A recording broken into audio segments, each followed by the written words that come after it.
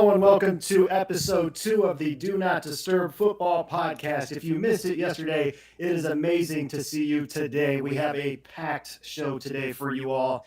We're going to go over some breaking news, some fantasy advice, and end the show with a good time. As always, this is the Do Not Disturb Football Podcast. Follow us on all of our social media platforms. We are on Twitter, TikTok, Instagram, and YouTube. Let's start with the top story of the day. J.J. McCarthy out for the season.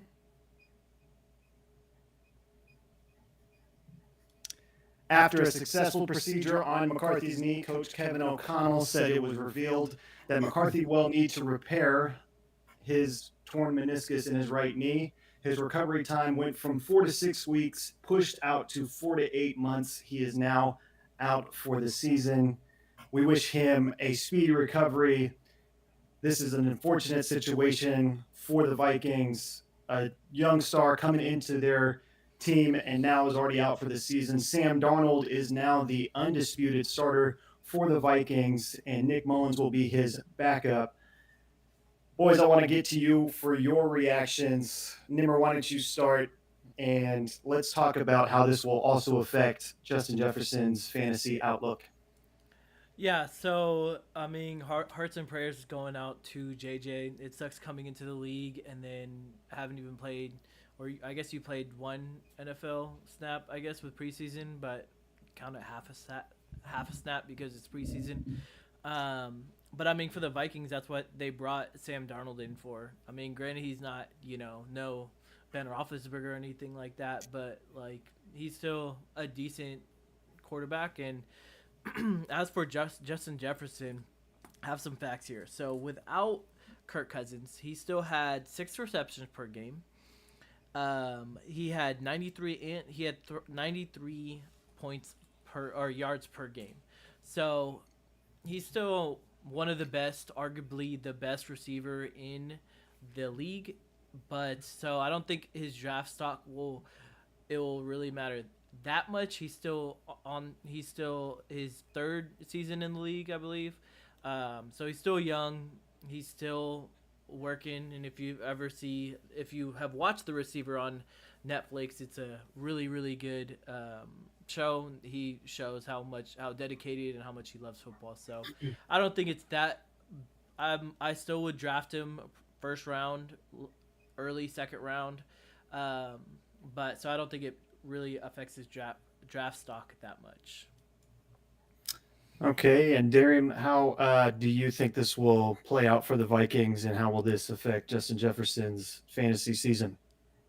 Yeah, I mean, first off, it's heartbreaking being a rookie, getting drafted in the first round, and then in your first game, you feel a little niggle, and you're like, like my knee's sore, and then turns out you have a torn meniscus, and then lo and behold, you're out for the entire season. It's just a shell shocking moment. So I definitely feel for him going forward. But like Nimmer said, it's a testament to why the Vikings brought in Sam Darnold, a veteran who's been in the league, who was going to be his mentor, that being McCarthy. So when it comes to it, I know it's not gold and glamorous of Sam Darnold being your franchise QB for the year, but it's going to get the job done for the time being. And when it comes to Justin Jefferson, like Nimmer said, I don't think it's going to be too much of an issue if he's putting up 93 yards per game. I mean, just last year he was still demanding, I believe it was 27% target share, where in second was TJ Hawkinson at 24.2%. With Hawk being out for most of the time of the season, definitely see that increase in target share for Jefferson. And depending on what happens with Jordan Addison, who had a really good rookie season last year of 70 receptions, 911 yards, and 10 TDs. I think both of them are going to see an increase in target share, especially also now that they also have a receiving back aspect with Aaron Jones. So it'll be really interesting to see going forward, but I don't think his draft stock is going to change at all. He's definitely a middle of the round, first round draft pick in fantasy. Very interesting. It'll be interesting to see how this all plays out for the Vikings. I've seen Sam Darnold play before. He is very turnover prone, has a huge arm and good talent. Coming out of college, people were comparing him to some really great players, and it did not end up that way. Hopefully, this is a turnaround for him, though. Hopefully, this is an opportunity for him, sort of like a Baker Mayfield situation they had last year, where he can come in as a veteran and with the offense around him, put up numbers and reach new heights in his career. Um, People forget, like, you also have to remember the Pastronaut game.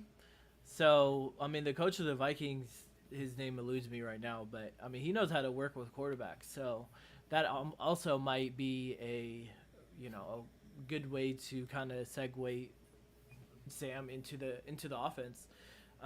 Granted, he had Shanahan last year, but he's not better. He's not going to be better than Brock Purdy, and I don't think the Vikings want him to be better than Brock Purdy. But hopefully, he'll kind of show JJ.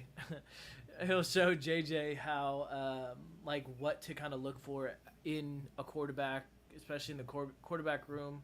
Hopefully, pro surgery probably later in the season. I'm assuming, but yeah. Hopefully, JJ can take this as an opportunity to take all the mental reps that he can. I mean, that's really the only thing he can do at this point. Um, when they talk about Kevin O'Connell, they say that his scheme is so good that it makes JJ uh, Justin Jefferson, that is, completely unguardable. Yeah, that's gonna be confusing. Yeah. We can't be calling He's calling Jettas. JJ to Yeah. JJ. Which Jay JJ are Jettas. we talking about? But we will move on to the next story. More breaking news. This is coming out of Atlanta. The Atlanta Falcons are sending a third-round pick to the New England Patriots for four-time Pro Bowler Matthew Judon. The Atlanta Falcons have made a lot of big splash moves this offseason. It has been probably one of the most surprising off seasons of the NFL teams, bringing in Kirk Cousins, then drafting Michael Penix, now trading for Judon, and also there's conversations they're having with Justin Simmons. So could be a whole new look to this team next year, and you have a new head coach. It's exciting to see. It'll be also very interesting to see if Kirk struggles at all, and then the crowd starts wanting Penix in there. I very very interested to see how that works later in the season. Let me get your guys' reactions to this. Darian, why don't you start? Yeah, I definitely think it's a good move by the Falcons. Notably, they haven't had a top tier pass rusher since I believe it was Vic Beasley, who was just in the XFL. So, I mean, that just goes to show how much time has been in between that of their past best pass rusher. Excuse me. But I mean, getting him for a third rounder, I think it's really fair value. He was expressing frustration with the Pats being at his base value and contract being 6.5 mil. Definitely coming out of what would be his fourth year of a $56 million deal. So, I understand his frustration going into it, trying to get in talks with the Pats, but I think it'd be a better home for him with the Falcons. And I think I settle around maybe 7-8 mil per year via the Falcons. But I think he's definitely going in also as a mentor piece for that defensive line and the pass rushers. I think they just drafted two defensive linemen, Brandon Dorless out of Oregon, and then Ruke Orahoro from Clemson. So you got two young dudes going in there. So it definitely would be beneficial to have a couple of mentors, especially with Grady Jarrett there, who's been honestly a keystone of their defensive line for the past several years. So I think it's a really good move by the Falcons going forward just to help out that defense.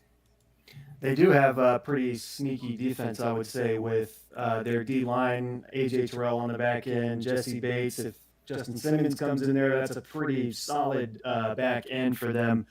Nimmer, why don't you share some words? What was your reaction to the trade? Yeah, so I like this trade. I think it's a win-win situation for both. The Falcons didn't have to give up too much for him, and then the Patriots, as pretty much having this transition period that they're in right now, just don't have that drama in the locker room. Mayo's trying to build that culture, so they don't need that extra kind of drama starting that up. And as for the Falcons, I mean, last year, like you said, they have a really sneaky defense. Last year they were ranked number 8 in pass yards. They were ranked number 9 in rush yards, and then they were ranked number 18 in sacks. So with Matt, I mean that's going to be a great addition, a great way to put pressure on the quarterback. I mean that division isn't the best either, so um, just kind of having them carry into playoffs and kind of seeing what happens. It's a great way to reflect all the work that they did on the offense, and then reflecting it on the defense. So Who do you guys think will win that division? I know Nimmer just touched on it being maybe a weaker division. You have Atlanta, Tampa Bay, the Saints, and Carolina, all relatively younger teams. Who do you guys think comes out on top? Darian, why don't you start? Well, it's definitely not the Panthers. Truthfully, I don't think they have enough pieces yet, and they're definitely youthful. They're building. They're obviously in a rebuild. But when it comes to Tampa Bay, the Saints, and now the Falcons, it's kind of a tough go to pick. Kind of how it ended up last year was kind of a foot race towards the end of the year. But I don't know. I'd have to probably say the Bucks are kind of doing it for me. I think they're going to rally around Bake and just really excel this year and come out on top. It'll be close. I think it'll be decided via like one, maybe 2 games at most. Yeah, typical, pretty similar to what happened last year. I agree. I think it's probably going to come down to a two-team race, and I would imagine it's going to be the Falcons if Kirk looks the same. Nimmer, what about you? yeah, I mean, I don't think I think it's gonna be a foot race, but I think that the Falcons are gonna go are just gonna have um, a couple games ahead of the Bucks. I just think that last year, I mean, Baker played out of his mind, and I don't see him repeating. I think that the Falcons have a lot more weapons around Kirk than the Bucks have around Baker, and I think that I mean with the addition to with Matt, I think that he's gonna increase their defense. And the Bucks defense isn't the best, and so yeah, so I would go Falcons, Bucks, 1 and 2. I think that the Falcons are just gonna take it all in the I don't division. know I should about say. And take it all out. I was like, pieces. what? Yeah, no. I mean, the Steelers are taking it all, not the Falcons. Yeah, that's what he said That's yesterday. straight. Just to be kind of like in contest to you and them, I don't think the offensive pieces that the Falcons have compared to the Bucks. I mean, you have a steady 1,000-yard receiver out of Mike Evans. hmm You have Chris So that's all they Goodwin. have. No. Chris Goodwin in the slot, which he's going back to this year, has been astronomically better than his ADP year in and year out when he's been put into the slot. Then you have Rashad White in the backfield. He's dynamic. Isn't He's better than useful. Bijan. I mean, he's And then not who's better. their tight end? They're thinking about moving Pitts out to the receiver. So you have Pitts and London, which London His ass. did pretty with a bad quarterback. I mean, you need a semi good quarterback to kind of be. Plus, Arthur Smith was not a good head coach in his all of that situation. So I don't know. I think that they Mike Evans. Oops. My bad. Mike Evans. Mike Evans is definitely the best player in that division, that whole entire division. Don't get me wrong, 100%. But I don't think that one player can carry him, and I don't think that Baker's going to do as well as he did last year. Yeah, let me clarify. That's I think I didn't make it clear. I think it's going to be a two-team race between Atlanta and Tampa. I would take Tampa to win the division. I think they're hard to rule out Tampa because they have a lot of really good veterans. You have Mike Evans at receiver, Levante David on the defensive side, and Chris Godwin, who's last year had a down year, but mostly a pretty consistent receiver, much like Mike Evans. So I would probably take Tampa. It'll be interesting to see though the team that made it out of the division last year. I think they finished like 9-8, 9-8. It's nine Yeah. and eight. They were like three of them that went 9-8. barely made it in, but then went on and pretty much mollywopped the Eagles to end their season. So that is like the big breaking news of today. You had J.J. McCarthy out for the season. Not Justin Jefferson, Matthew Judon traded. Another big story was coming from yesterday. Jamar Chase was a no-show for their practice. This is the first time he's shown that he'll be holding out. There's a potential, if he were to sign another contract, he'd be pushing closer to $35 million annually. That would reset the receiver market.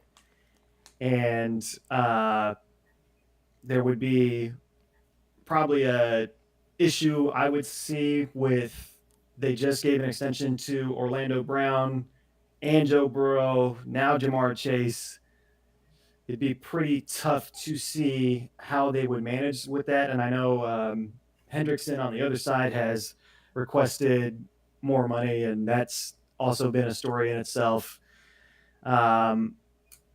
This is one of the more cheaper run teams. That is kind of their that is what is kind of known about the Bengals. They don't spend a ton of money, and owner Mike Brown has indicated he has no rush to extend Chase. Given the history of this team, I want to know, where do you think what do you think they do with Chase? Do you think they re-sign him before the season, during the season, or do you think they're going to let him test free agency? Darian, I'll start with you. You know, I just don't understand why they don't pay the man. Like, it doesn't make sense. I mean, he's been one of the top tier receivers in the league for the past several years. He's been a right hand man to Joe Burr, and it's a great connection. You've seen it on the field. They made it to a Super Bowl together. And then you also have T. Higgins, who's, I believe he's on the franchise tag. So you have two arguable wide receiver ones. I would say kind of fringe wide receiver one for T. Higgins on your team that you got to pay. Plus, like you mentioned, Drew Hendrickson, you paid Orlando Brown, you just paid Joe Burr. You got to shell out the money to the folks that brought you to the heavens pearly gates a couple years back. Pay the people that brought you there. Nimmer, what is your reaction to this, and what do you think they do with Chase?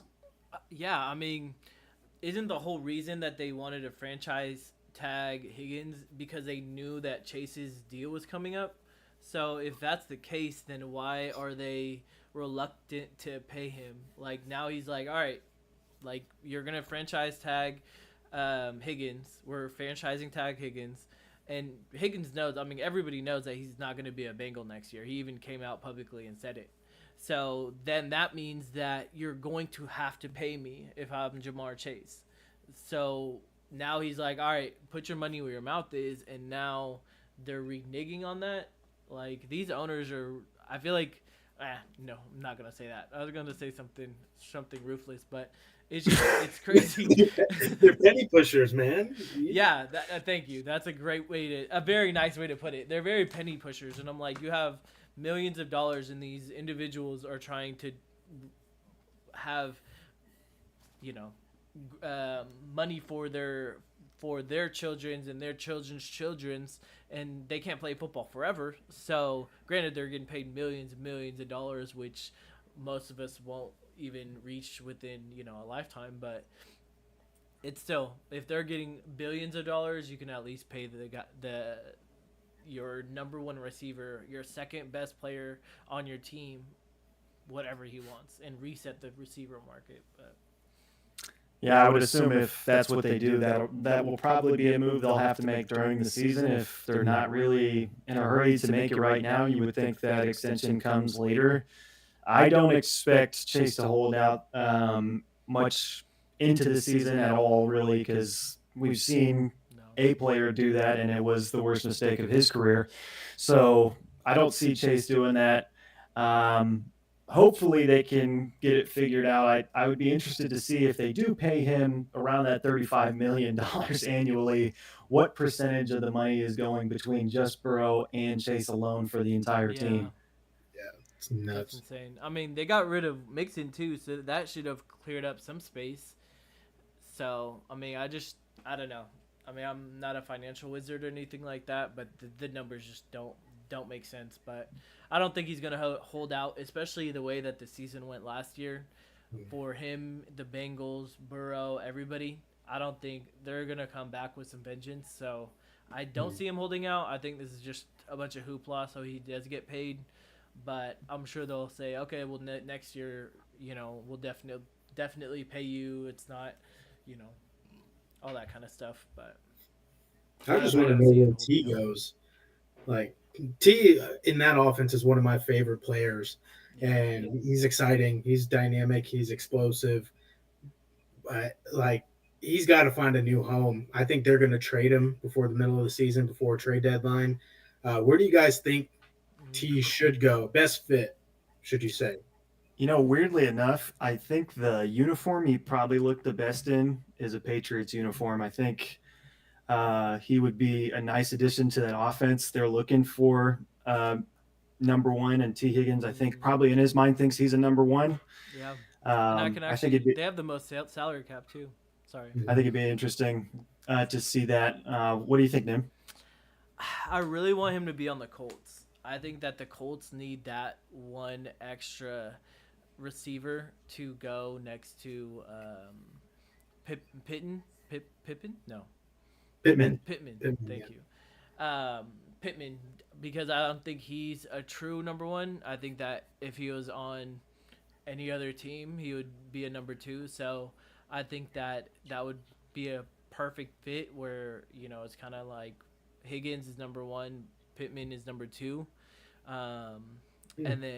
and AR needs more receivers. Granted, he has Josh Downs, but I don't know. I would like to see him in a Colts uniform. That's an Yeah, interesting take. I could see it, but What about you, I Dre? know for me personally, I think he should be a Buffalo Bill. I think that would mm, Ooh, be yeah, you're a right. crazy setup. Bring Josh Allen to number one wide receiver outside with Keon Coleman. You have Curtis Samuel in there at the slot, and then Dalton Kincaid and Dawson Knox. Hmm. That rounds out your offense. You're going to look good. You're going to pass well. And I don't know who the running back is. That's I think it Cook. was Cook, Devin, huh? Cook, right? You're Cook, talking about James. Bills. Yeah, Yeah, I was thinking a couple years ago Devin Singletary, but but yeah, yeah, James Cook, who who was was RB RB 12 12 last last year. year? So So that definitely rounds out your offense going forward. I think it Yeah, would be a really nice key addition. I'm changing my answer to the Bills. You're right. That was that that would would be the best solution. that would be a really cool tandem, Josh Allen and T. Higgins. Yeah. We And will T. now Higgins move isn't on. drama be like Diggs was. He's not gonna want to demand the ball and stuff like that because he's already used to being a wide receiver too. So, I Pretty think quiet guy. yeah, Mhm. exactly. Which that's my favorite thing. He's very underrated, and even when he's playing, you never really like think of him because you're always really like focusing on Chase, and then he comes out of nowhere. Yeah. We will now move on to Malik Neighbors. Malik Neighbors suffered a minor ankle sprain earlier this week. He stated that he will be 100% ready to go for week one. I am interested to see your guys' outlook or fantasy outlook for um, Malik Neighbors. Where do you think, first, how do you think his stats are by the end of the year? And where do you think he should be drafted in fantasy? Never, I'll start with you. I don't know. I mean, honestly, the Giants are definitely on my do not touch team. Just because Daniel Jones is a question mark, that offense is a question mark, defense is a question mark, the whole team is a question mark. So I'm gonna probably stay away from Neighbors personally. But I mean, if you look at the receivers that are next to him, his ADP, his average draft position is 53 overall, 24 out of receivers. So you have Flowers, Dell, Higgins, Ridley, Pickens, and Amari Cooper. And all of those receivers, besides Ridley, have a really good quarterback. So I wouldn't really, if he falls to me in the seventh round ish, I would draft him, but I wouldn't take him. I wouldn't take him over Dell Pickens or Amari Cooper or Higgins. Maybe Ridley, maybe Flowers, but um, yeah. So I wouldn't touch him, but I don't think the ankle injury is the reason I wouldn't draft him. It's more because of the team that he's on. Yeah. Darian, what about you? I mean, as a man who can relate, his ankles play Oh bad yeah, to the your ground. ankles are so bad. Yeah, my shit are flimsy as all get out. This man's gonna be fine in the next 2 to 3 weeks with the correct PT staff and all that. He's gonna be fine. Week one, great. But when it comes to as Nim mentioned, his ADP and those that are around him, I'm drafting everyone but him. I mean, I might catch him in the eighth round, ninth round, but Daniel Jones scares me. That offense um, doesn't really do me any justice in like picking anyone. He is the only notable name I would say, but when it comes to fantasy outlook, I think he'll have a solid season. I mean, I think he'll be around maybe 60 catches, around 650, 700 yards, and about 5 touchdowns. So a decent rookie campaign, but it's nothing to write home to mom to. You know what I mean? Yeah, I agree. If I had to guess what his stats kind of look like at the end of the season, I would probably say around 700 yards receiving, maybe 6 touchdowns. I think this is probably having to do with the Daniel Jones effect. There really hasn't been a receiver that's worked with Daniel Jones. If you look at the people they've had there, probably the most successful one as of right now is Darius Slayton, Mhm. and his best season really doesn't match up to any of the best receivers in the NFL. They brought in Waller last year. He retired right after the season. Got a So divorce. Got a divorce in the meantime. great music But he video is a though. decent rapper, though. Yeah, I mean that's probably why you're tired. He's like, hey, I have this thing on He, the he's got a rap career ready to go. Oh yeah, he said I am an artist. But let's move on to the other team in New York, the New York Jets. Now, this is a story. Aaron Rodgers has been making a lot of news. He had a press conference yesterday, but has been making news all over the offseason like he does every offseason. He is going to be featured in a new biography, Out of the Darkness, The Mystery of Aaron Rodgers by Ian O'Connor. If you puked, so did I. Uh, he said in that book that he regrets he regrets saying he was immunized in 2021 and said that he was just allergic to the ingredient PEG. I'm not going to say the actual name because I don't know how to say it. Can you give it a try And at least? polyethylene glycol. I Not think we terrible. Yeah, yeah. I wouldn't know if that Um, was incorrect or correct. So he's been saying a lot of stuff. He said what he said about Reddick yesterday, where he said it's going to be a magical ride. I hope you join. He also talked about the Bears today, saying don't fire the coach if Caleb Williams has a bad season. It takes time. Let's Is he get just your always guys. on ayahuasca? Is like,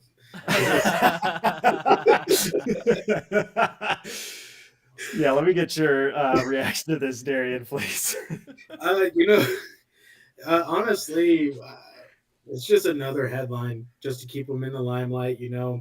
I used to like Aaron Rodgers, but it's just getting old. Just keeping yourself peppered in to media. I didn't really need to have a biography written by you. Uh, it's just kind of like why are we doing this? Why are we keeping your name in this? You're already a multimillionaire.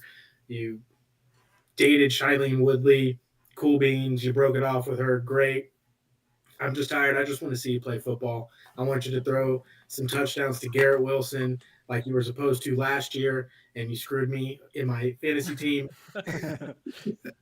But I have obviously a bias. But at the end of the day, let's keep the focus on the football. Go out there, play, win games, get the Jets to the playoffs, and then let's talk about it. Let's see that Super Bowl run. And Yeah, just let for the me. chat, just for everybody to know, Darian's team consisted of Bijan and Garrett Wilson. So he, to say the least, he was struggling last. Not struggling, but he was hurting last year. Yeah, It's funny. it was a rough one. Let me pass the mic off to the probably biggest Aaron Rodgers supporter on this podcast. Never, what is your reaction to all this? Yeah, I mean, unlike these two, I actually like Aaron Rodgers. I mean, he went to Cal, and I'm from Northern California, so I grew up watching him, Marshawn Lynch, Deshaun Jackson playing. I just think that he honestly, I mean, this is what his 20th season. Is it his 20th? I don't know if it's been Is 20. it not that year that long? Probably. I wouldn't Well, say let's just say 15 years. He's just getting bored. New team. I mean, I get what you guys are saying. Like, why do you need to have this or this biography should have been after he retired? Then it would have been something a little bit more intriguing, or after he wins the Super Bowl and things like that. But I just think that it's off season talk where there's nothing really going on. We're excited about the new season, and I don't know. I don't see. It's just him. I mean, that's just who he is. And if you guys remember that in the beginning of his career, he didn't really talk much. I mean, granted, he was a backup and stuff like that, but like even in his first couple years as a starter, he wasn't really in the media and all this other type of stuff. But then once he got after COVID, and then that's when he started getting a name for himself, or not name for himself. That's when he started going public and stuff like that. And then he was might have been our vice president, and things like that. oh, So I don't know. I think that he's fine. I just hope I hope the Jets win the Super Bowl. Besides the Steelers, is my second team that I want to win the Super Bowl, just so he can go off on a high note. But Yeah, let me talk about Aaron Rodgers real quick.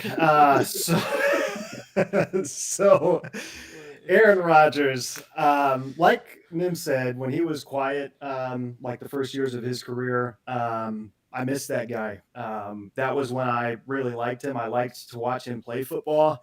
Now, when I watch him play football, all I can think is some of these things that he says behind a microphone, and it just grinds me the wrong way. I remember the timeline of when he got onto the Pat McAfee show, and it was the biggest story on the internet. And he was coming in every week, and then he said he was immunized, and then he came and doubled down on the Pat McAfee show, said I am immunized, and blah blah blah.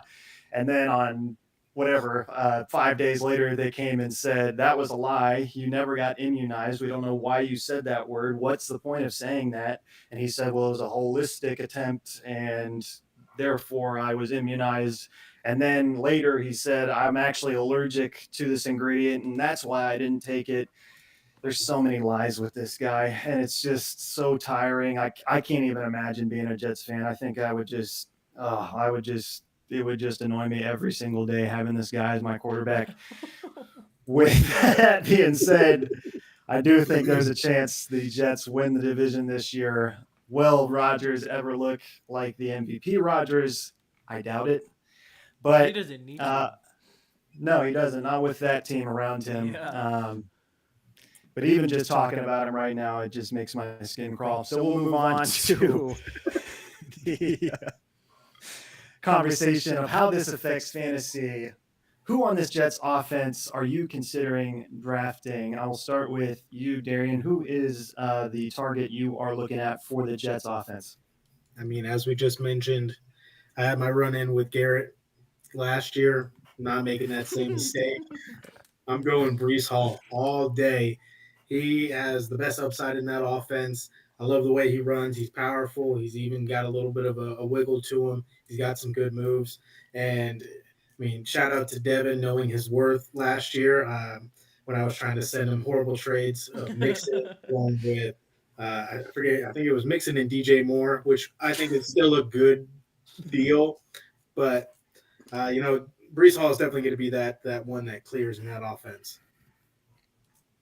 And then, what about you? So if you don't want to make the mistake, I guess I can because I will choose Garrett Wilson over Brees Hall and anybody on that. I think with Aaron Rodgers, it's going to be a whole different story. I mean, think about the quarterbacks that he's had the past 2 years. In his rookie year, he had Zach Wilson, and he was rookie of the year. Garrett Wilson, who is a receiver, and we all know rookie of the year usually goes to a quarterback, or was he offensive rookie of the year? He was rookie of the year, right? He was offensive rookie of the year. Oh, I don't remember. okay. Well, still, he was offensive rookie of the year, and he had no quarterback. He hasn't had a quarterback his whole entire career. So, I think that him and Rodgers are gelling well. I think that with Rodgers there, it's just going to be a better not better, just a like Devontae Adams situation where he's going to be targeting them a lot. Plus, they really don't have any other receivers. They have Mike Williams, but I think that Garrett Wilson is the number one there, and he's going to be top 5 in the league in receiving. Yeah, so Brees Hall, Garrett Wilson, those are probably the main guys you're going to be looking at for fantasy.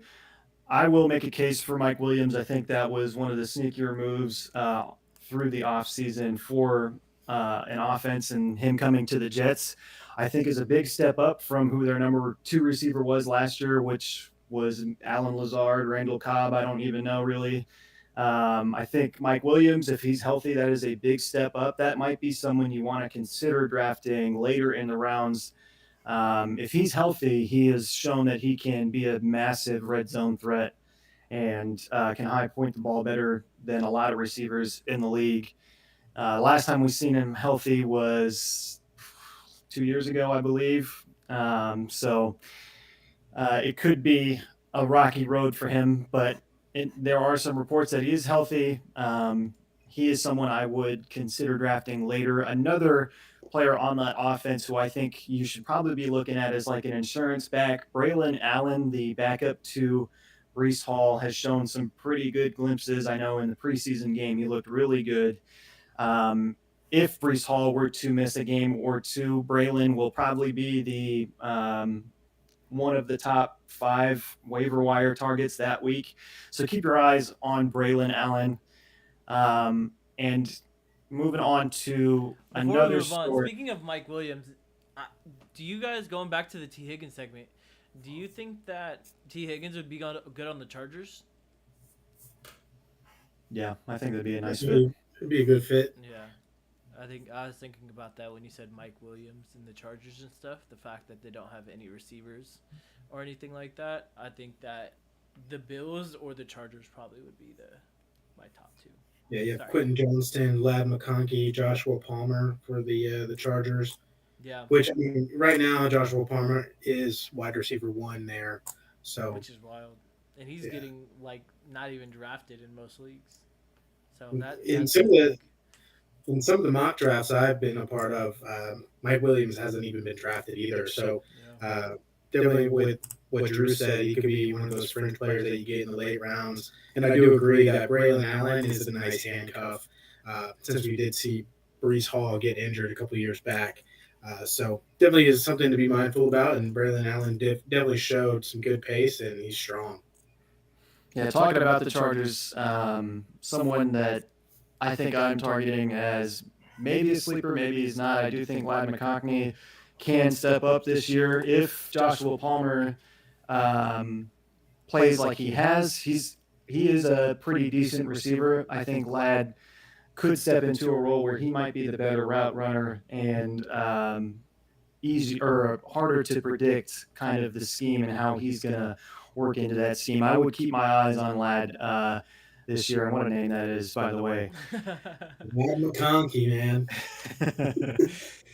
Our last story that we're going to hit on quickly, fantasy owners, don't worry. There was no major injuries or any injuries at all, really.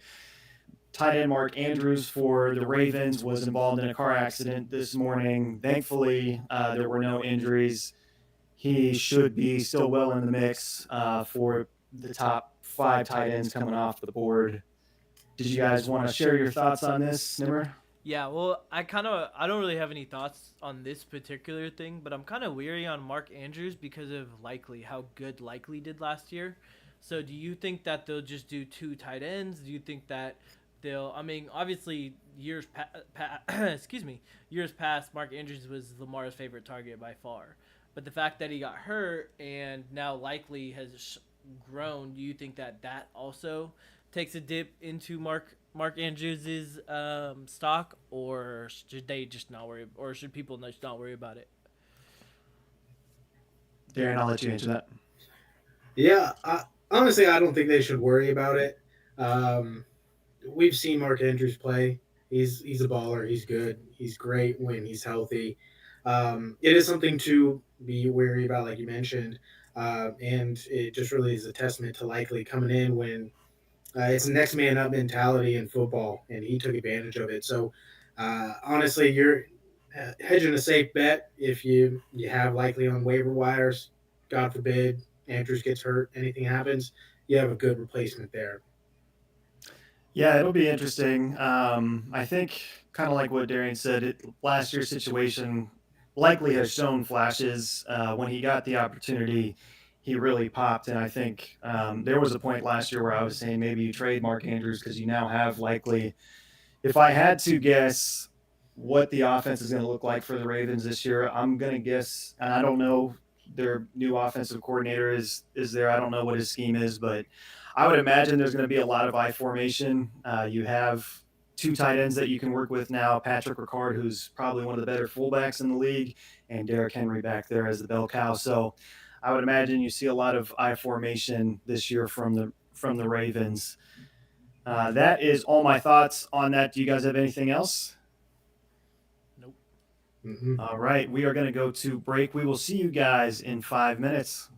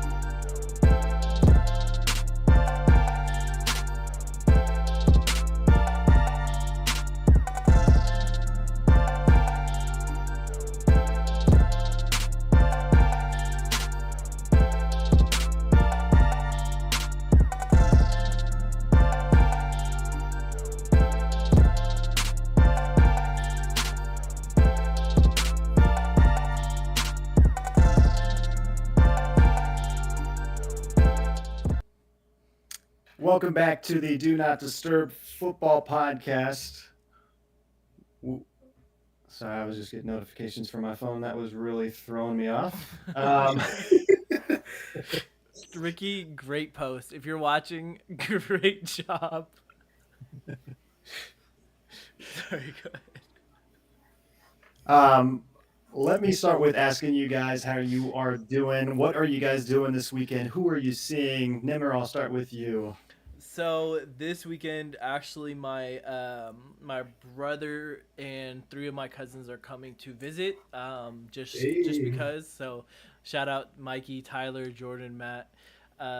So that should be fun. They're coming tomorrow night, and then they're gonna come for the weekend. I think this is Jordan's first time in Arizona, and the last time they came was I think, oh no, they came during Thanksgiving, but they also came during my graduation. So they've only been here 2 times, and they weren't 21. So yeah, we're gonna have a good time. We're gonna prepare for our fantasy group, for our fantasy draft. So that's, my liver's gonna hate me for the next couple weeks. But yeah, that's what I'm doing. T minus 10 days. 10. Dude, wow. It's crazy that it's already here. Yeah. Gary, what about you? Yeah, probably going to be a really low-key weekend. Going to spend some time in what is going to be our nursery. Going to, reorganize some things. I've been trying to sell some stuff on Facebook Marketplace, and it has been kicking my ass. People will say, hey, what are the dimensions of this? I'm like, I don't fucking know. The image is right there. Do you want it or not? And then they ghost you. So that's been a struggle there. But no, you guys seen, sorry to cut you off. Have you seen those one videos where it's like Facebook Marketplace in real life, and it's like somebody creeping? What are the dimensions? All right, thank you, and just walk away. Is it still working? Yep, it's right here. The drill guy. Oh my god, those are so funny. It's the questions of like, is this still for sale? Be like, yeah, I didn't take the image down. Like, and then there's another dude. Sorry, I'm on the internet way too much. There's another dude that literally like jokes around with Facebook. He's like, there's like a cheese peeler, and he was just like, "Thank you. Can I get a video of you doing like?" He just messes with him, and then at the end, he's like, "Are you gonna buy it or not?" And then it's just, I don't know. It's funny. Anyway, sorry. Are you good? But yeah, just redoing that room, try to get it prepped and ready for our little girl that's on the way in January. So we're super excited about that. And outside of that, doing man things, doing some yard work. I got to trim my hedges out front, just the boring stuff, honestly. Just can't wait to hear the man things in the comments. Yeah, that sounded like you were talking about some other. Oh, no.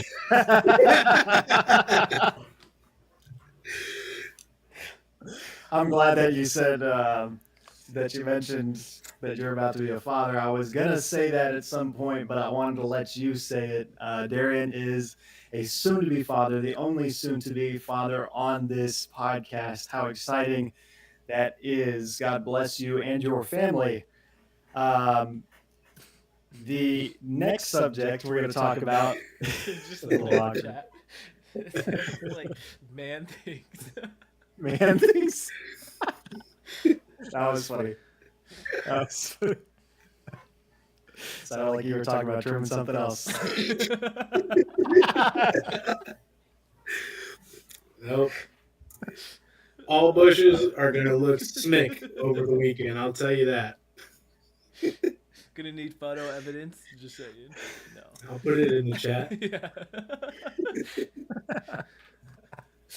Okay, we'll move on to our next subject here. We are now into the football banter of the show. This is the moment you guys have all been waiting for. We are a fantasy football show.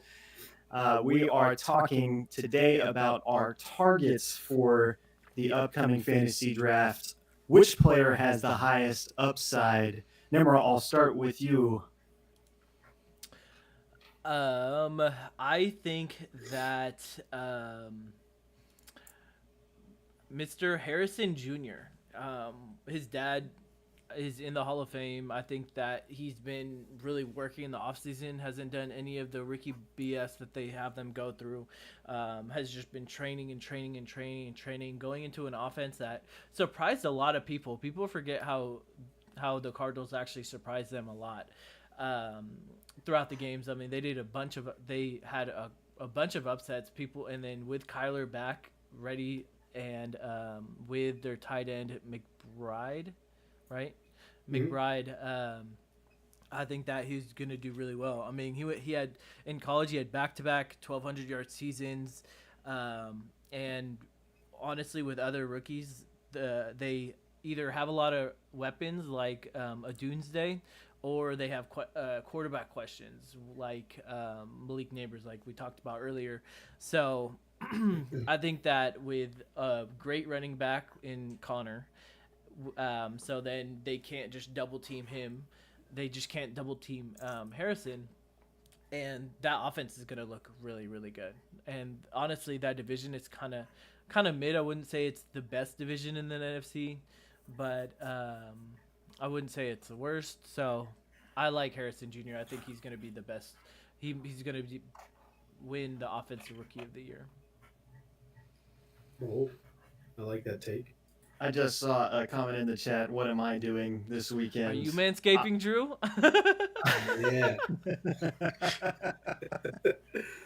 Yeah, Just man things. just man But thing. I am actually going to the Pittsburgh Steelers game this Saturday. Oh. I mentioned that yesterday.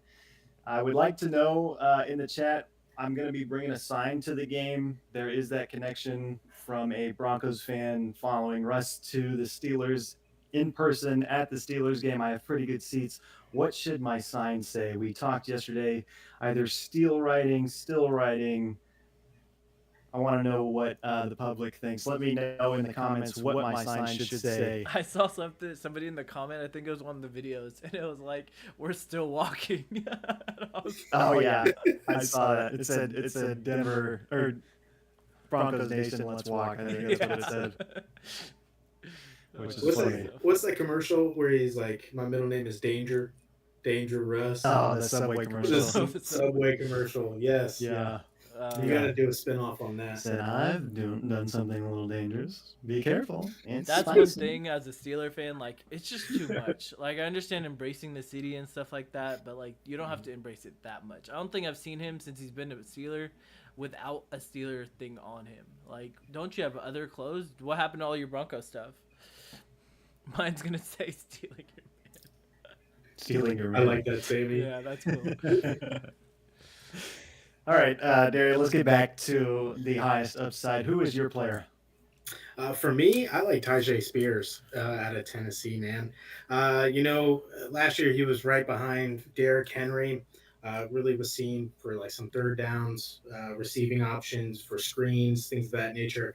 I mean, he put up a really good rookie campaign for the Titans. I mean, I think he finished. I think it was RB 34. He was around 450 yards rushing. And then he almost had 400 yards receiving and a cumulative of 3 touchdowns. So a really good campaign behind a really, I mean, I would say perennially top 10, top 15 running back in fantasy. So I think he's definitely got the most upside, especially when you have Pollard coming in, who quite frankly had a pretty subpar season over in Dallas, being the lead back there. So I think he's definitely got the most upside when it comes to it. Playing alongside Pollard, they're, I would say, kind of the same stature, same archetype. I think he's going to get a lot more usage. And when he did get used last year, he was averaging around 5.5 yards per touch, according to Pro Football Network. So he was pretty high up there when it comes to his efficiency on touches. So he's definitely got the most upside for me, and being a sleeper pick in later rounds. Yeah, Tajay Spears, I think I kind of see their situation working out where it's like a split backfield at first. Tajay has a good game, and then you see Pollard's usage go down more and more. I know a big fan of the show, Jack Hooker, has compared Tajay Spears to Matt Forte, which I think is a very interesting comparison. Wow. It would be really exciting to see Spears do well this season, along with Harrison. I always kind of have a little bit of a rooting for the Cardinals. I hope Harrison is as advertised. I think he will be, and I think Kyler will be back this year doing good things for the Cardinals. Now I'll move on to my players. I'm going to talk to you guys about some players that I think are falling a little bit and they shouldn't be. Some players that you need to keep on your radar, and that is Cooper Kupp and Nick Chubb. Both of these guys are coming off of injuries. I'll talk about Cooper Kupp first.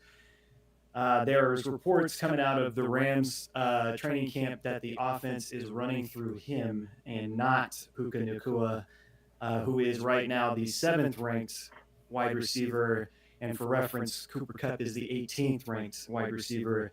So if the offense is back running through Cooper Kupp and you're sitting there in the 2nd, 3rd round and you can put him as your wide receiver too, I definitely think that is a risk you can take. I would take Cooper Kupp.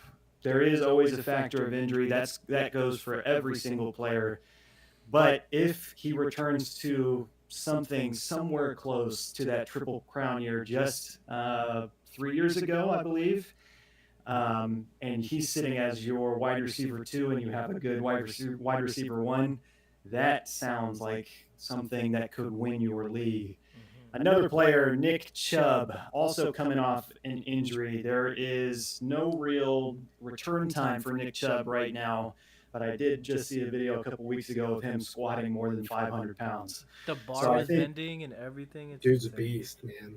I think his knee's feeling pretty good. I think I think he's probably going to come back earlier than later in the season. But really, a dream scenario. He is ranked the running back 28 right now. So he's dropping like closer to the 5th round, which is a little insane to me. This is a guy that has been a top 5 running back in fantasy multiple times. If he comes back and you are in your late season push and now you have Nick Chubb activated on your roster, that is another player I think could make a huge impact in the playoffs this year. That is our players. We will now go into a little bit about making your your league better overall. Let's talk about our upcoming draft. We've constantly worked to make our league better every year. I think that is something you have to actively work on in your league. Discuss new rules every year and try to make it better.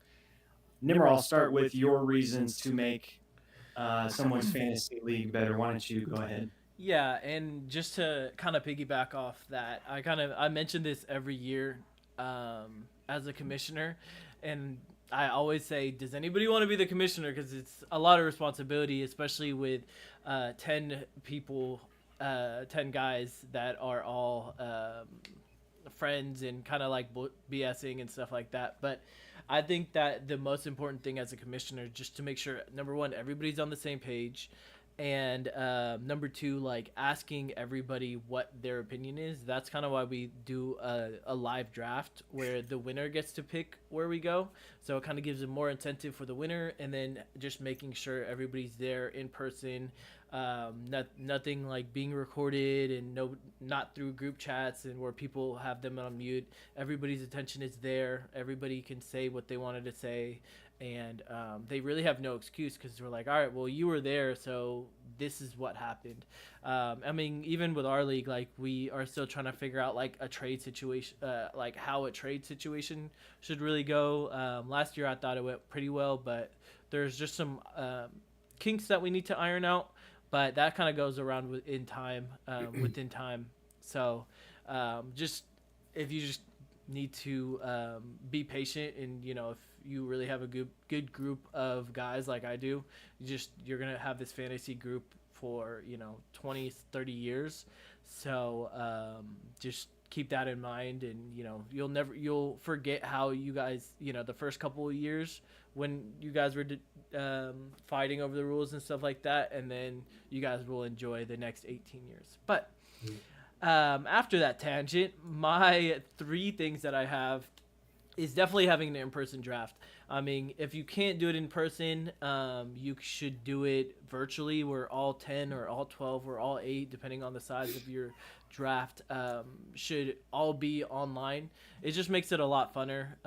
People get to get to talk shit, say they had the worst draft possible, and then it just makes it a lot funner. We do have a rule that if you do not go to the in person draft, you get to you're removed unless obviously like an emergency or anything like that. But so that kind of gives some people incentive as well as really planning it out. So the Super Bowl's in February. We probably late February, early March. We ask the winner of that league, the winner of the Super Bowl, the fantasy Super Bowl, where they want to go, and then we start looking for Airbnbs. We start collecting the money, and we start doing all that type of stuff. So, in-person draft, and it's especially like our group. We're all over. We have a friend in Virginia. We have Darian who's in Texas. We have who's in Pennsylvania. We have a couple people here in Arizona, Cali. So we have all over the United Nebraska, States. baby. Nebraska. I knew I was Nebraska. forgetting somebody. GBR.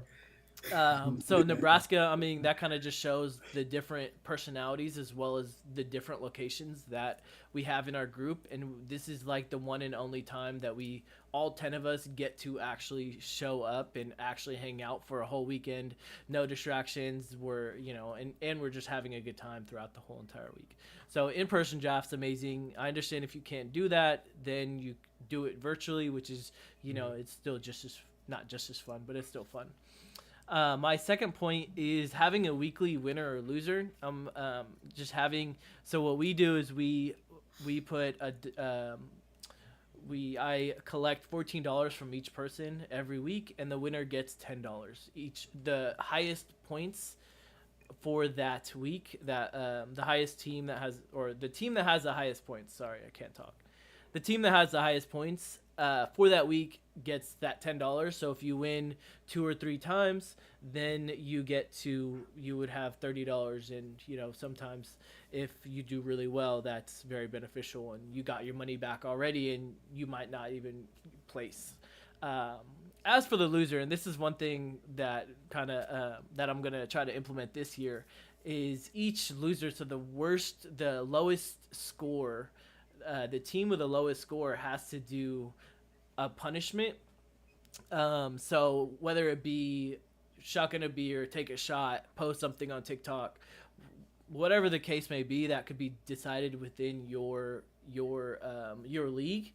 That each loser has to do that. So that just makes this season a lot more fun, and then it keeps everybody accountable, keeps everybody participating, because if people aren't, especially later on, if they're not going to make the playoffs and they know it, they still have something to play for during the season.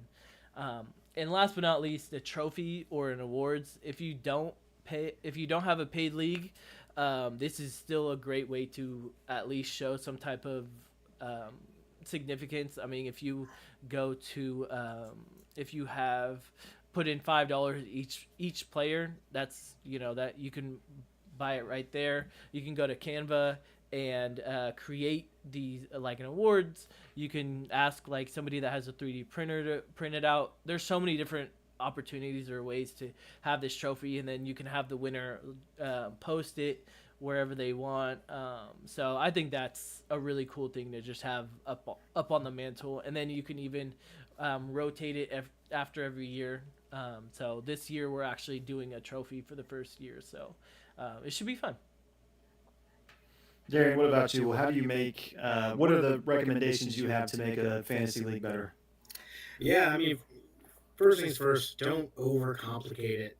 If you're in a new league, go out, just be simple, have different, like have a draft party, be out there with your boys, get drunk, drink or eat good food, Drink responsibly. drink responsibly first and foremost.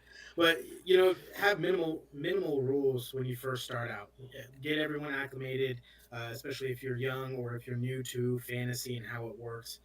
Just be simple. It's so much fun just learning the curve, learning how everyone works with their different teams, their strategies, things of that nature, especially when you're starting out. But then as you progressively build and your relationships build through each season, then you can throw in trade rules. You can throw in these punishments, these weekly winners, and especially if you're growing your pot when it comes to buy-in or weekly winners, losers, things of that nature. But at the beginning, don't overcomplicate it. Make it simple, and it's so much fun. Outside of that, I loved how we did a super flex league. Adding one more individual, somebody that's coming off your bench, that would usually be on your bench is now in your lineup, where you thought would be like a fringe player, but it gives you the ability to stack your roster and have those really competitive close games. Like I think I came down to the wire against Ricky where I lost by like 2.3 points, but there was a game where I lost a hooker by 0.03 because of AJ Brown. Um, but it adds so much suspense. It adds just more draw to watching the games, watching your team. I know my wife complained so much that I was up until midnight on waiver nights and watching games because I was so invested in my team. I wanted to win. And it just the engagement that you get with just adding these little nuances, it makes it so much more fun. Obviously, I had a lot of sleepless nights seeing who stole my pickups on waiver wire, things of that nature. But Superflex, it just made it more fun. It was closer games. It just really amplified watching even in season. And then lastly, game of the week. Just kind of in tangent with that, with those close games, incentivize matchups where you're having someone who's 3-0 against another 3-0 on the opposite side of the division, so to speak. If you have 12-man or even in some cases 16-man leagues, incentivize those games. Those are the draws to see who's going to be at top of the leaderboards going forward. So, just kind of in tangent with those weekly winners, losers, throw in a game of the week based on matchups. It makes it so much more fun just to see who's going to be top dog afterward. Last year, our game of the year was our friend Austin and Devin, and they had Justin Tucker and Moody. They both had those kickers, and they were playing each other. And so they took everybody off their lineup but the two kickers. And so it wasn't even like a whole team versus a whole team. It was just kicker versus kicker. And so the loser of that would take on the Super Bowl loser. So that was essentially the game of the week and the incentivized thing as an example. So I like that. The kick shit bowl. Yeah. Yeah, I like some points that both of you guys brought up. The super flex is really awesome to have. I think I enjoy fantasy football when the points are higher. However, you get the points higher, I like it more. Also, the weekly winner that Nimmer talked about, I think that is such a fun rule. I think both years I've won my money back that I put in just from having a high scoring week or two, which is really fun. So my reasons, I have punishment for dumb trades. So this is something we have integrated into our league. I'm a big fan of this because it kind of gives everybody accountability. They're not going to be sending you Tyler Algier for Jamar Chase. That's not going to happen. And if it if it does happen, if it does happen in our league, at least they're issued a warning, and then if it happens again, we do a much more severe punishment where we bench one of their starters and they cannot put that starter back in the game. But at least it saves the headache from looking at getting that notification you've been proposed to trade, and you just see the most ridiculous thing pop up on your screen, and you're like, why did I even waste my time opening the screen to look at this? Just to piggyback off that, I was talking to one of my coworkers, and what she does is every time you do a trade, you have to pay they put it in a pot, so you would pay $2 in order to do a trade. And so then that just adds to the Super Bowl pot. So I'm not a big fan of that, but that's also an idea to that's like a punishment for it's not maybe it doesn't even have to be a dumb trade, just any trades in general. They pay those $2 to prevent that whole trading aspect. So damn, drinks are on me, boys, because how many trades I put in. No, the amount of trades that happened in our league last year alone was crazy. My second point is to have an organized commissioner. Thankfully, our league is blessed with an organized commissioner. You don't want the guy that can't decide a date for a draft, or someone that wakes up late and then starts the draft late because they woke up late. You don't want that guy as your commissioner. That is a big headache that everyone has to deal with. Make sure your commissioner is one of the more organized people in the group. That is a big, big point that I think goes overlooked sometimes. And the I'm not the last, best. I have the first time we did this, I did start it late. And then we had to go people auto draft. Ricky, if you're watching, I'm sorry. All right, you still giving me shit for it, so I'm sorry. the last thing that I thought made our draft really fun last year was the superlatives that were given out. I got waiver wire hero. I'm trying to think of some of the other ones. I just had mine. I think I was just like my team name. I was Trade Tweaker. Trade Just tweaker, yeah. yeah. Never, what was yours? Toilet commish. Toilet commission. Yeah, it's a funny moment to kind of get up in front of the guys, explain the award to them. It's I think it's a really funny thing to do, and it adds so much fun to your league, especially at the start of the league. Yeah, and that's the type of thing that, like, I kind of going back to the in-person draft. See, you can do certain things like this in the in-person draft. Especially because most the people with leagues, they're usually in the same city, so it's just, even if it's just one night, it doesn't have to be a whole weekend. You guys don't have to travel or anything like that if you're unable to. But if it's just one day, if you guys all live in the same city, then you the in-person drafts are, and you always see videos on TikTok and stuff like that. It's just really nice. So I'll try to do the awards again. Already have 3. I don't know if everybody's gonna get an award. I know we're in 2024, but not everybody needs a participation award. Ooh. Someone's gonna be feeling left out. No, I think I have 3 right now. I need to do it like right after the season when it's fresh in my mind. Like, I don't really remember last season as much, so. Just be like, and Devin, good job. He's still gonna pick Poor Hollywood in the Devin, first man. round. First it was the draft, now this. That's a little funny. So now we're going into the best fantasy names. Oops. Oop. Wrong one. Okay. Best fantasy names. It wouldn't be a show Darren if I didn't also- fuck up. Oh, it doesn't matter. We're all good. And by the way, I heard that there was some echo issues going on with our podcast. I apologize about that. I'm not sure where the echo is coming from. We're working through that. Is it still going? Can you guys put it in the chat if it's still Yeah, going? please let us know. And then if I'm quiet, also, please. Yeah, just let us know. We're trying to work through it. We're a new podcast. Hopefully, by the next time we get on, we'll eliminate more problems that we're having, and then we'll be the perfect podcast that you want to listen to for fantasy football advice. So let's move on to the best fantasy names. Darian, why don't you start? Give us your 3 best fantasy names. Honorable mentioned. It's election year. I had Kamala Harris. Shout out to the Democratic Party. Democratic Party, but she's gonna lose terribly. Side point, whatever. But first one, a double cup in my hand. Shout out to rap culture. Love that. Just a play on Cooper Cup's name. And then rookie wide receiver out of Carolina, too legit to quit. So playing on too legit to quit. And then my favorite is ETN phone home. I saw a picture that was next to that when I was seeking some names that folks have used, and it was him like after a win, just putting the one finger up.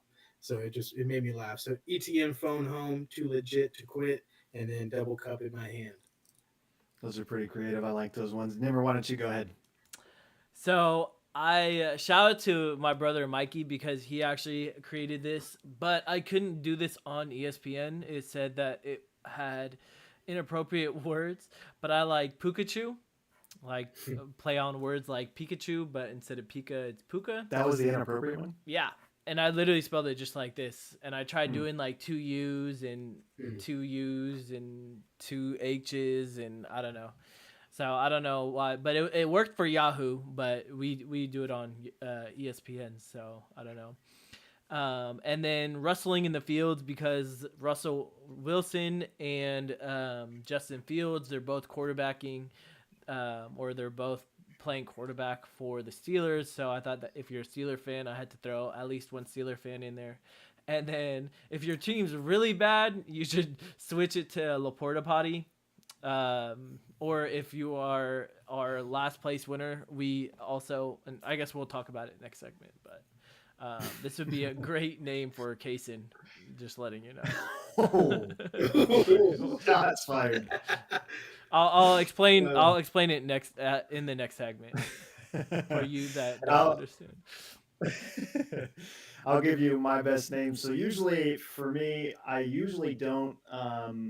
I usually think of my names for the players that I drafted. I usually try to come up with something creative for the players that I drafted. Right now, my name in the league that we have, it's very subject to change. It's Hawk Tua. There was a trend that went pretty viral over the internet. I think that would probably be a pretty creative name that people could use, especially if you draft T.J. Hawkinson or Tua Tagovailoa. And if you want to go an even step farther, you just take a picture of, I think her name's Haley Welch, and that can be your little profile picture. My second name is I've Got a Feeling, and I know everyone in this podcast wants to add something, but we cannot do that because that would be copyright. There's a song that follows with sounds after you hear that automatically pops into my head, but I'm going to save that. I think I've Got a Feeling is a decent name. And the last one is Griddler on the Roof. I've seen this one on the internet quite a bit. I think if you also want to go a step further here, you just get a picture of Jamar Chase doing the gritty. Now you got your little Griddler on the roof. It's a good play on words. I think it's creative. But those are our best fantasy names. There are tons out there. Do your research, but if you're like me, you want to come up with your own creative ones. So kudos to you if that's what you end up doing. Just be careful because there's a lot of crazy names out there. Yeah. So Hey, Hawk Tua was fine. So yeah, no, I'm saying like there's some Oh, yeah. wild, inappropriate names that are Oh, yeah. sometimes Mine only was- dark humor would start laughing. Mine last year was pretty bad at the beginning of Yeah, the season. Ricky's. Richard Gage was really bad. Raise rent, baby. Yeah, but so if you're looking for some X-rated ones, just go to Reddit and put best fantasy names. You'll find at least 1,000 of them. So, 20.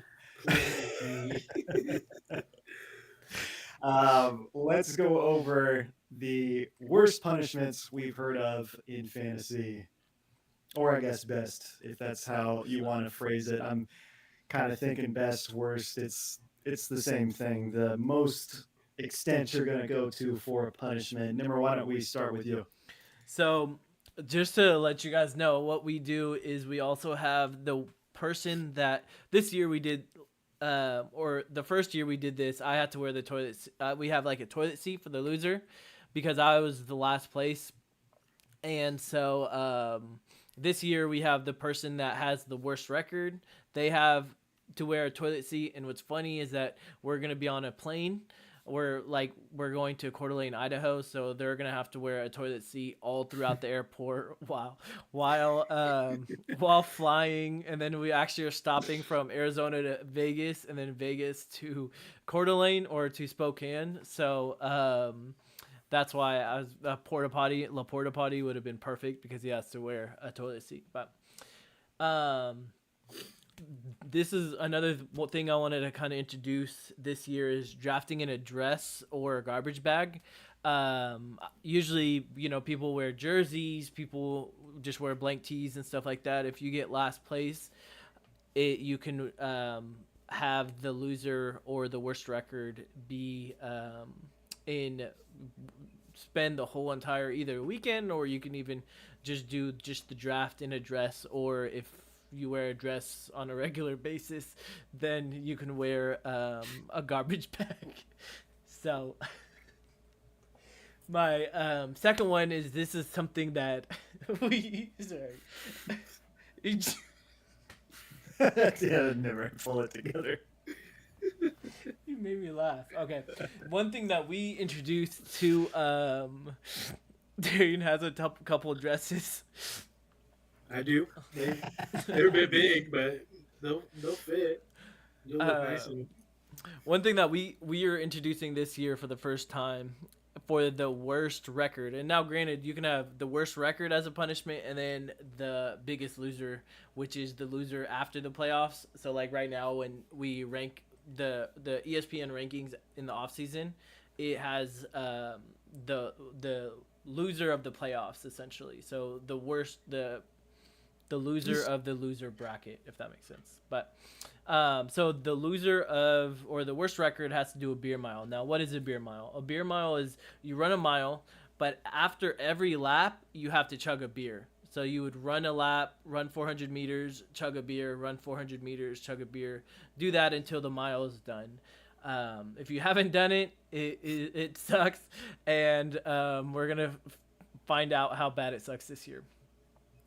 Then I this also is going around TikTok because you can post TikToks every week until either the football season or that page gets 1,000 followers, and you can make it kind of whatever you want. You can kind of make it just a viral dancing. You can do viral trends. Just make sure it's not a it's like what is it called, like a duet thing where they're watching a video and they start laughing and some that's kind of boring. Just make it a little bit more interactive. And Darren, why don't you go ahead and give your best, worst punishments? Yeah, from my deep dive, I've seen a lot of punishments. Some a little bit more risque, like the physical alteration. So I've seen some guys, their biggest loser in a sense will get their head shaved, dye their hair. I've seen some get tattoos on their tuchus or even do like nose piercings, things of that nature. Like that, like it's just some of the worst, just because it's something that you didn't want upon yourself. But I love that folks do it for the love of the game, for the love of the camaraderie. But Lord knows I wouldn't be happy for shaving my head again. I went through that. It just is not for me. But outside of that, the worst that I've really truly seen is that of folks being signed up for the police academy and then going in and getting tased, just taking it to the back and then quitting after that. I mean, to go through all that and get tased, it's beyond me. I could not take that. And then lastly, I've seen several where they've signed their colleague up to be in a wrestling tournament, jujitsu. I've seen some guy in Muay Thai who got absolutely wrecked in a fight. So those are some of the worst, being some combat sport competitions and being a tournament and like have to do it. That would just be the funniest on the sidelines, but in the moment, if you're the one on the mat and you're about to get your face kicked in, it's kind of a jarring moment. Yeah, to go off the tase thing, that is actually what the loser in our league is doing this year. They get tased, so you can imagine we're a pretty rowdy bunch. That should really be Devin's superlative, Mr. Electricity, and then we just tase him right afterwards, I'm thinking. But Mr. Electricity, that is so I, funny. I like that. I I'm can't, writing that down. I can't believe that is our punishment. I can't believe either. I'm so glad I didn't lose. Thank goodness that it wasn't me, because man, that sucks. Or the beer mile. I mean, tasing definitely trumps that, but both Beer of mile's them. pretty bad too. Yeah, so I'll give you my worst punishments. I am kind of thinking off of maybe like experience and also Responsibility. things that I've seen on the internet. So public humiliation is my first one. I think it would be the best to see. Like my dream situation is Quaz in our fantasy group. He's a big lumberjack guy from Nebraska, very stiff walker. I think it'd be amazing to put Quaz in a Oh my public God. dancing competition, like a break dance competition or something. If you were to lose, that would be my Or a dream. comedy show. Imagine Quaz doing. Or there's Oh that, my like a God, that comedy would be show. That so would be funny. hilarious. That would be so So funny. that is my first one. I also have where are we at? Oh, registering people for like a standardized test. That is a pretty tough one too. If you think about what goes into that, you are signing up to go take a standardized test that you're most likely not going to study for. Um, and you're going into a room with a bunch of high schoolers mostly, and it's really early in the morning. So it's pretty daunting. I've seen where they have to get a certain score in order to stop doing it. So if you Oh, completely jeez. fail it, like you have to just keep doing it until you get like 1,000 or 1,200 or something. It's like $50 a pop, isn't it? Yeah. And my last one, this would be something that I would like if I was a loser, I would be so sad. Wax if the loser had to get waxed, Oh. like maybe your chest wax or your legs waxed. I think that would be.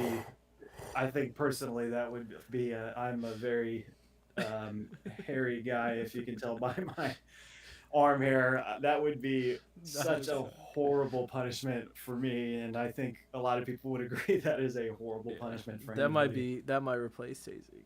Wow. The same level of pain. Yeah. Yeah. But we have people manscaping, so I don't know if. Well, I know one thing: I'm not coming in last then next year. Yeah. I will No do shot. everything in my power to not come in last place. I am drafted a god Sam, squad. Drew is a hairy boy. Okay, so now our final subject of the day. This one is one that I'm particularly excited about. Yes, on waxing. That's pretty. We are doing a first round mock draft. So this is probably going to be similar to what you see in the first top 10 picks of your draft. Maybe some controversial ones. We'll talk about that after we go through the 10 picks. What we're going to do is we're going to alternate. So I'm going to go first, then Nimmer, then Darian, and we're going to keep going until pick 10, all picking a player. And we're all going to give some evidence why do we think that players should be drafted at that spot through the research that we've done. So my number one pick is CD Lamb. I think this is probably the most logical pick this year. If you think about drafting Christian McCaffrey, I know that's the big consensus number one pick. If you look at the recent history, usually the number one player does not repeat and be the number one player the very next year. CD Lamb is in a situation where Zeke is the running back for the Cowboys, but he isn't, Zeke of 2015. This is a much older Zeke. And they're most likely going to be throwing the ball a lot. And I think with the numbers Lamb put up last year, he was the number one receiver last year.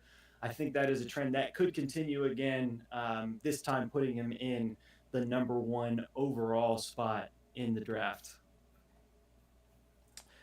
Yeah, and so since Drew's not going to pick CMC, I will gladly take him off your hands.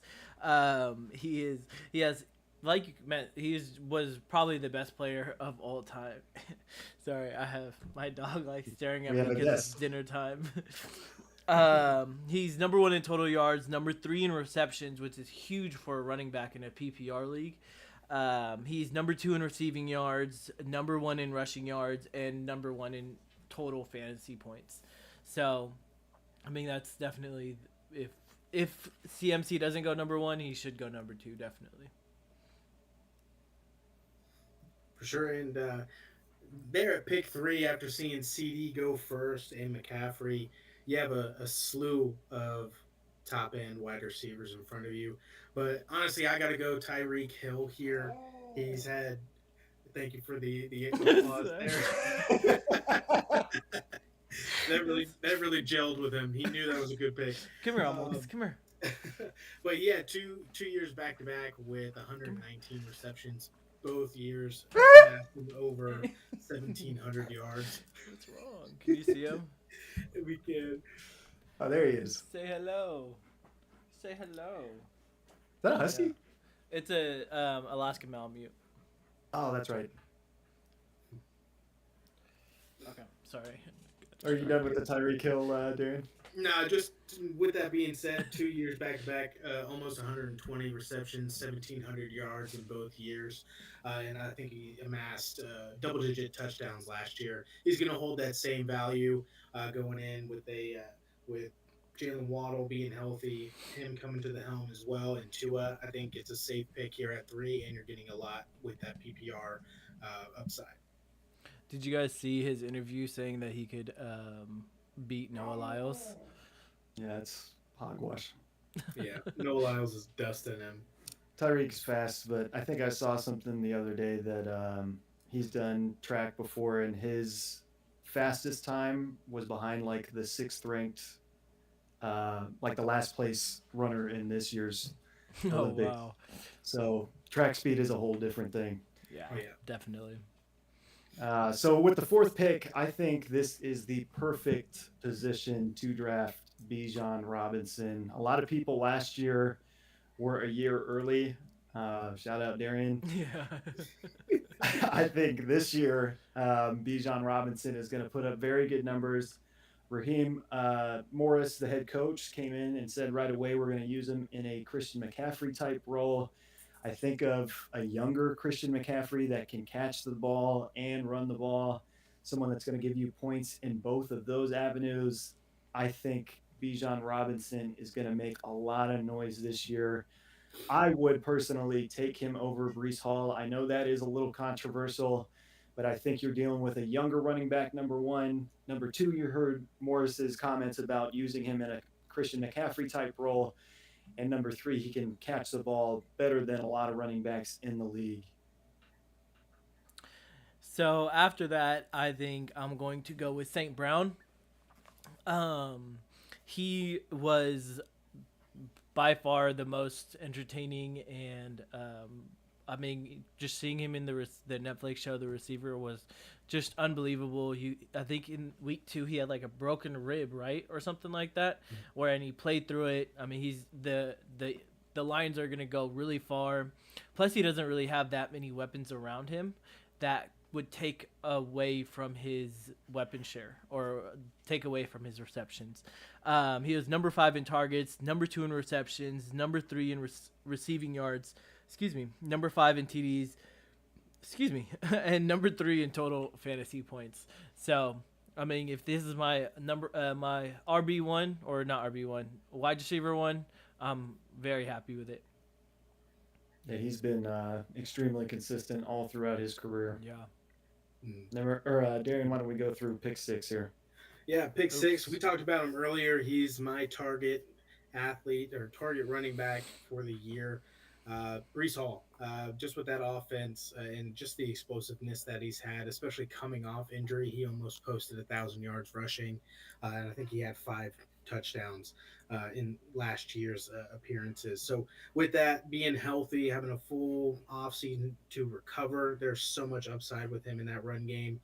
So he definitely would be a steal at pick 6 after seeing Bijan Robinson go at pick 4. That's your opinion. I'm kidding. But at pick 107, I would be shocked if Jamar Chase was still here, but that's who I would probably pick with this pick, given the players that have gone off the board. There is some um, it is a little bit of a hairy situation with Jamar Chase because you have Joe Burrow coming off an injury. There was stories during this offseason that Joe Burrow was progressing a little slower than what people thought with the wrist injury. But I think Jamar Chase is just too talented. One, when Burrow is healthy, that's his favorite target. And they are one of the most dynamic duos in the league. At pick 7, I'm picking Jamar Chase. That means at pick 8, I'm going with J.J. Jefferson. We kind of talked about it when we talked about the other J.J., but I think he's still top 5, if not the best wide receiver in the league. And I mentioned without Kirk, but he only played 10 games last year. These were his numbers. He still broke 1,000 in 10 games. That means that he missed 7 and still got 1,000 yards. He had 107 yards per game and then 6.8 receptions per game. So if that's only in 10 games, imagine what he can do in all 17. Now, granted, he will have Sam Darnold as a quarterback, but I think that with Sam Darnold, he's going to be coming into a new system. I feel like the new system just going to be like, get JJ the ball. That's all we need to do. He will fend off the double team. He'll fend off all of them. So that is my pick number 8. Yeah, at number 9, you kind of at a pivotal position. Do you go wide receiver one? Do you go RB1? You have a ton of players on the board, uh, but in this moment, I'm taking AJ Brown. He showed last year he was a consistent threat. I believe in the first 9 weeks he was ranked wide receiver 3 in the league. So he's going to show consistency, especially when their offense comes out guns blazing. Jalen Hurts is going to throw him the ball. He's going to get the red zone targets. He's going to get touchdowns. He's going to be all over the field. He's a great route runner too, and he's a big body.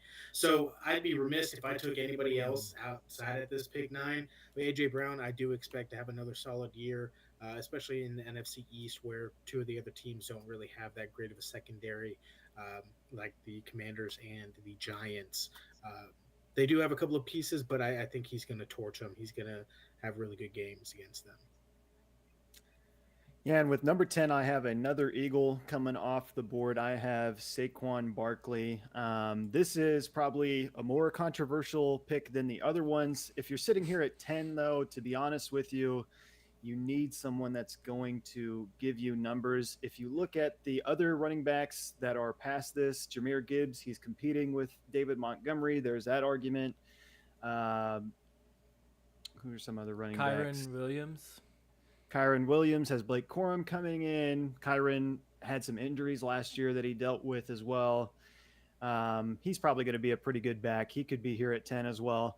I think with Saquon Barkley, I look at him. Swift in the first 10 weeks of the season last year was pretty great for fantasy. I think Saquon Barkley is a much more consistent running back than Swift is, and he gives you just breakaway speed that Swift didn't really have, and a catching ability. Swift can catch the ball as well. Don't get me wrong, but I think Barkley has had a lot of screen passes that have gone all the way to the house. I think he is a very good pick this year. If you're sitting at 10 and you have Saquon on the board, I would suggest going with Saquon Barkley. I think it's a safe pick.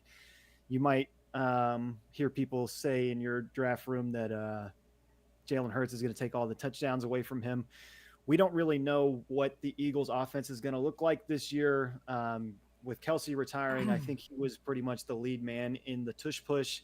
You could see less and less of the tush push this year, especially if it doesn't work right away. And I think that is something that is possible to happen. So I'd go with Saquon Barkley for What the about 10th. Wilson? When I would take Wilson number 10. What do you think? Garrett Wilson is another. Or you'd pick him at 11? I guess they both would be on your team. Yeah, at pick 10, you're going to have the next pick. That's probably what I would do. I'd probably go Barkley and then Garrett Wilson. Those are two solid number ones that are going to be in two different positions. I think Barkley is a good pick this year. Yeah. He has the injury history that could affect him, but so does every other player mostly. So that's who I would pick with pick 10. And that is pretty much all we have for you today. That gave you a nice little mock round for your first round. You can use it to your advantage, or you could not. You could go with your own game plan. That is up to you. We just thought it would be helpful for people maybe drafting for the first time. You get to see a mock draft live to help you out for your draft. I want to say thank you to the boys here on the podcast. Thank you for your sacrifices and your hard work. making this podcast start. We are in our second show. I know there's been a little bit of audio issues. We will work on I that. think I fixed that. Did I fix it? Can we put it in the chat? I think I understood what was happening. Okay. But anyway, sorry. We appreciate you too, Drew, for hosting. Absolutely. Thank you for putting this together. Well, thank you guys both. It's been a lot of fun. I cannot wait for next week. We will do our last shows before our draft in Idaho. I'm sure there's going to be a lot of excitement around that. You're going to definitely want to tune into those episodes and the episodes after because, yes, we fixed it, Jim Or Susie. yes, Or it's still going on. anyways, you're going to want to tune in for the episodes after. We're going to be extremely hyped after the teams we draft. Make sure you're following us on all social media accounts. We're on TikTok, Instagram, YouTube, Twitter. It's better now. Good. Very good. But I also want to thank the audience for joining us the past 2 days. We are a new podcast. I hope we've made it into your podcast Rolodex. We now have an audio fix, so maybe we're a little easier to listen to. With that, I would just like to say thank you and good night.